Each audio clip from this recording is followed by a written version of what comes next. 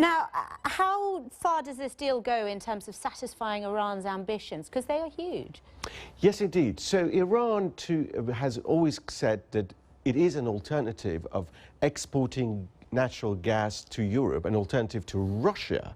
In order to do so, Iran needs to have this contract finalized, and many more like this has to come on stream in order to both satisfy the demand inside the country and then to look westward to markets in Europe, exporting gas via pipelines or or LNG, so basically putting it in tankers and sending to Europe. Now, I just want to interrupt you for one moment. I just think it's worth listening to the Iranian oil minister on what this deal means for Iran. I hope as of today, the doubts of companies that were on the fence on whether to enter Iran's oil and gas sector are removed. And I hope that it speeds up decision-making regarding entering the Iranian market and making investments.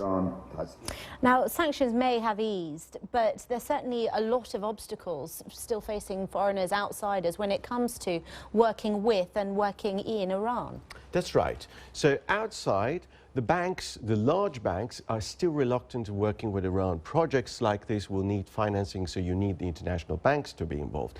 Domestically inside Iran, there's still resistance by hardliners against seeing Western oil companies coming back to the country.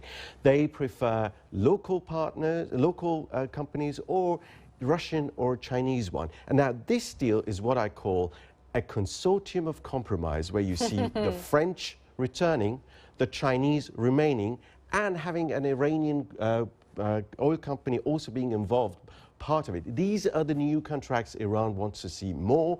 It calls them Iran Petroleum contract, whereby there will have to be partnership with Iranian oil companies so that there is a technology transfer and they start developing themselves into big oil companies, taking over big projects like this inside Iran. A consortium of compromise. I like that a lot. Amir, thank you very much for coming in and taking us through this deal.